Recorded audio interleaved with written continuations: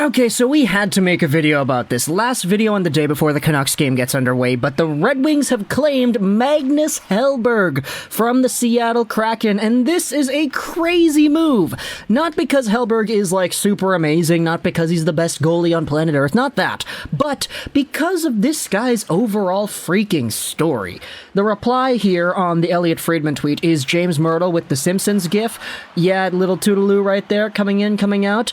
But the reason it is this way is because if you go over to Magnus Hellberg and you see his overall transaction log, let's zoom in here just so we can get a good picture on this. Take a look at this. So on, what is that?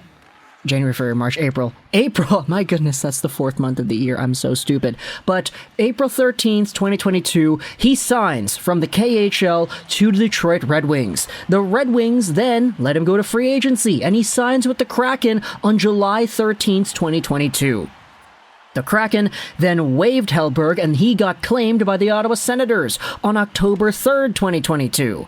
Then, just 13 days ago, the Sens put Hellberg on waivers once again. He was claimed by Seattle once again, and then yesterday he was placed onto waivers, and today he was claimed by Detroit. He has gone from Detroit to Seattle to Ottawa to Seattle, back to Detroit, and now the Red Wings have themselves a player that had some really cool goalie pads, I think. That's kind of the thing that I think a lot of Red Wings fans will remember about Hellberg in his time with the Red Wings. The goalie pads. He had cool ones right there.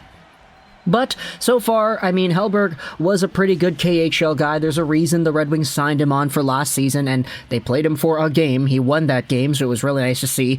But this season so far, he's only played 2 games, one for the Kraken and one for the Sens, and he won both of them with a 2 goals against and a .935 save percentage in each, which is kind of crazy if you really think about it. But now, Hellberg is coming over to Detroit.